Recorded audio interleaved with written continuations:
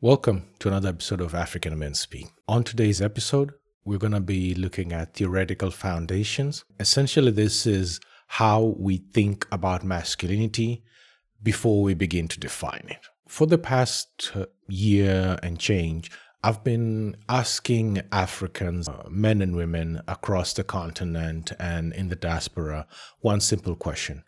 What does masculinity mean to you today? And the responses I've got have been vastly different, yet oddly similar. If I could organize them into themes as such, and they have ranged from simple answers to complex takes on traditional and topical issues.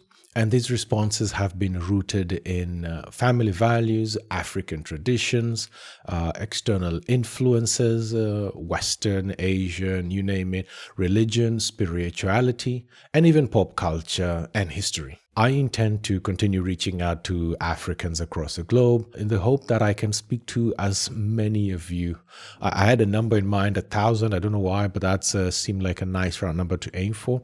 But I hope that before the project comes to a close, I'll be able to have a very, very clear idea of the people I spoke to. This is what Africans think about masculinity.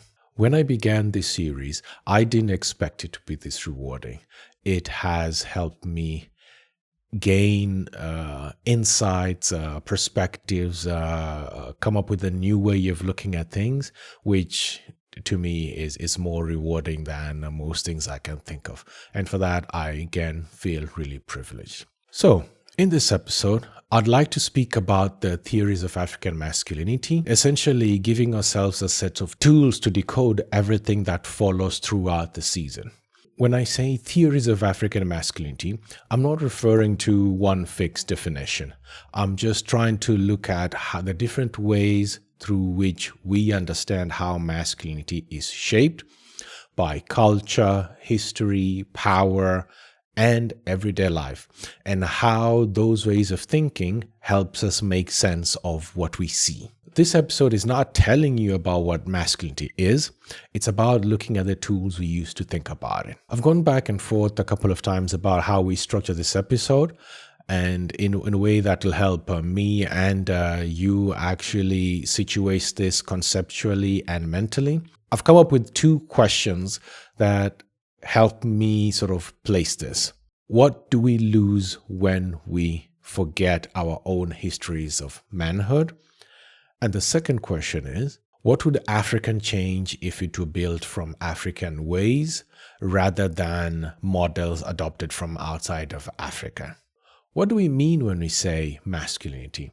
Is it just being a man, or is it something more complicated, something shaped by culture, something shaped by power and history? And most importantly, when did this word even arrive in Africa? And for that, I think we have to go back to the beginning. The word masculinity comes from the Latin word masculinus, meaning male or manly. In English, the adjective masculine appears in Middle English, but the noun masculinity comes later, I believe, used in the 16th century first, with wider usage developing over time. The word becomes more clearly defined in the 19th and 20th century as psychologists and sociologists begin to study men as a social category. In African context, the English, French, and Portuguese versions largely entered through colonial era institutions, particularly education systems, religious missions, and administrative structures. Before this, many African societies did not actually have a word for masculinity as such. Instead, roles were described through kinship, age sets, responsibility, and social position. This distinction matters, and we'll cover more in episode 3. But for now, it's important to know that the word masculinity does have a history, and that history is tied to a particular way of looking at gender, power, and society, and that shapes how we begin to understand it. Modern masculinity introduces a number of concepts that help explain how ideas of masculinity operate. I'm bringing them here not because they're the final word on masculinity, no, but because they give us a shared starting point, a language that has been used across different contexts, including by African scholars, to describe patterns of power, behavior, and expectation across societies. One of the most influential ideas developed is hegemonic masculinity, developed by an Australian sociologist, Dr. Rewin Cornell, which refers to the culturally dominant way of being a man, not the most common, but the most valued by societies, institutions, and men and women in general. And this model often legitimizes certain forms of power while marginalizing others. For example, in many contexts, a man's value is closely tied to his ability to provide financially, and when that isn't possible, his masculinity itself may be questioned. At the same time, men who don't fit these expectations, whether in how they behave, express themselves, or live, are often judged, excluded, and seen as less of a man. Hegemonic masculinity does not describe most men.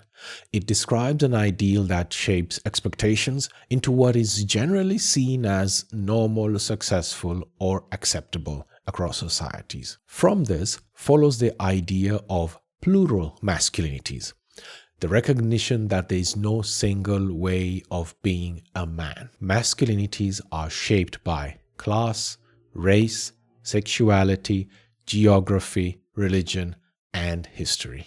Related to this is intersectionality, the realization that gender never operates alone.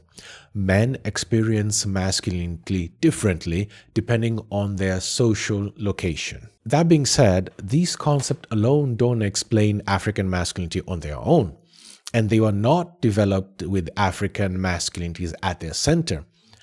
But they do give us a vocabulary for noticing patterns, tensions, and contradictions. A starting point that we can question, adapt, and even reject as we bring in African perspectives. For example, compare your idea of one type of Nairobi businessman who would dress up in a suit as compared to a young Samburu herder in north central Kenya.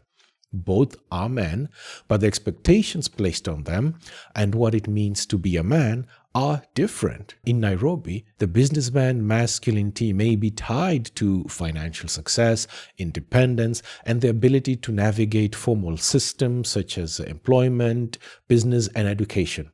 While on the other end of the spectrum, in the Samburu community, masculinity would often be shaped by age sets, responsibility in the community, and the roles tied to livestock production and protection, and also transition into elderhood. The expectations are different. The pathways are different. But both are recognized as legitimate ways of being men within their context.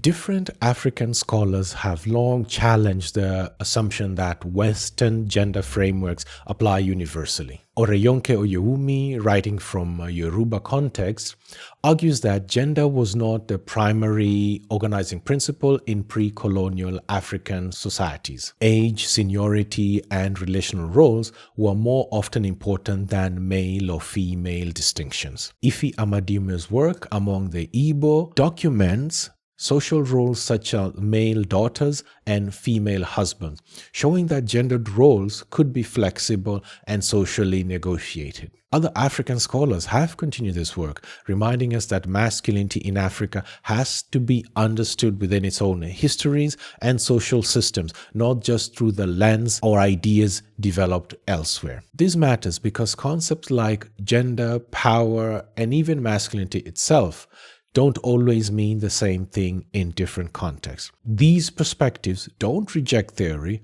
they simply insist that it must be grounded. Up to this point, one might ask, why theory at all? Why even bother with it? Why not just listen to people, stories, open whatever, social media, current news, and listen to those ideas of people sharing their thoughts on masculinity and people speaking for themselves? The reason is lived experiences matter, but on their own, they're always local. What do I mean by this? It tells you what happened to a particular person at a particular time. It doesn't tell you whether what you're reading or seeing is an exception. It doesn't tell you if it's a pattern or if it's part of something larger. Theory at its simplest works like a map. It doesn't replace the journey.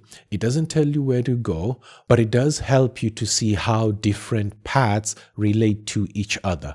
It does help you see where things repeat, where they diverge, and what might be shaping those patterns. Without some kind of a map, conversations about masculinity risk starting from zero, shaped by instinct, memory, reaction. And this matters because masculinity isn't something, especially African masculinity, isn't something that can be discussed in a neutral space. We're living in a moment where masculinity is being actively shaped, simplified, and in some cases sold back to us as this is what African masculinity or masculinity in general is. What do I mean when I say this? On one hand, you've got influencer masculinity, confidence reduced to domination, discipline reduced to cruelty, and success reduced to wealth. On the other hand, you have narratives that explain social breakdown by pointing to a single cause. On the other hand, you have narratives that explain social breakdown by pointing to a single issues.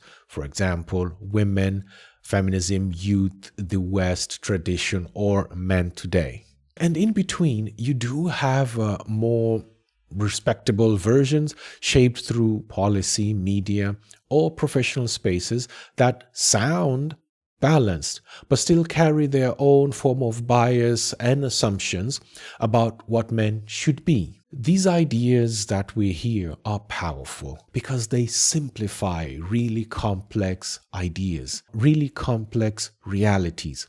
They flatter, they provoke, and they offer certainty. Without a way to step back and examine these ideas, it becomes easy to borrow explanations that are not ours, may feel right, but don't necessarily help us understand what is happening in our own context. Understanding these frameworks doesn't make you right, but it makes you harder to manipulate. It slows the conversation down and forces a couple of questions. Who is speaking? From where? And with what assumptions? And lastly, who benefits? And that's really important. Like, we need to ask yourself, like, who benefits from me or you or us accepting this version of masculinity as natural? It's about recognizing that loud ideas travel very fast, in an instant, in today's world. And careful ideas, they take time, and sometimes they don't move at all. And not all of the loud ideas are built for our realities. There's another risk when we don't use frameworks. We default to blame without understanding. Men become the problem, or women become the problem, or culture becomes a problem. Theory helps us hold two things at once in our minds: that people are responsible for their actions, and that those actions are shaped by wider forces: social, economic, historical, and political. And this is really, really important to understand and appreciate. These two ideas are not opposites at all. And if the same outcome keeps appearing, violence, exclusion, silence, fear, theory helps us to look beyond the individuals. It asks us what is shaping those patterns in the first place. Theory helps us to inspect the system as a whole, not just the individuals moving through that system. So instead of asking what's wrong with men, we can ask what rules, what incentives, and expectations are helping to shape men's behavior. Now, this doesn't excuse harm, but it helps explain persistence. And an explanation is often a critical requirement for change if we don't understand the frameworks we're using. Inherited, imported, or assumed, we risk fighting the wrong battles. We risk copying other people's debates without fully understanding where they're coming from or where they're going. And we fail to ask, where does this fit within our histories? Where does it come from? This is why this episode exists. It's not to give answers, but to sort of help us slow down, sharpen the questions, come up with even more questions, and prepare for the history that comes next. So when I say this episode is about theory, I'm not asking you to memorize or adopt position A or position B. No, I'm asking us to agree on something more basic, that how we think about masculinity matters, because it shapes what we notice, what we ignore, and what we believe is possible and what should be. This episode hasn't been about defining masculinity. It's been about understanding the tools we use, the frameworks, and the questions we bring to it. As we move forward, the two questions I asked at the beginning don't disappear. They become clear, and we'll keep coming back to them in different forms as we move through season 1. What do we lose when we forget our histories of masculinity? What would change look like if it was built from African ways of being men rather than models imported from elsewhere? These questions take us directly to the next episode, where we'll talk about masculinity and pre-colonial history. Thank you for listening.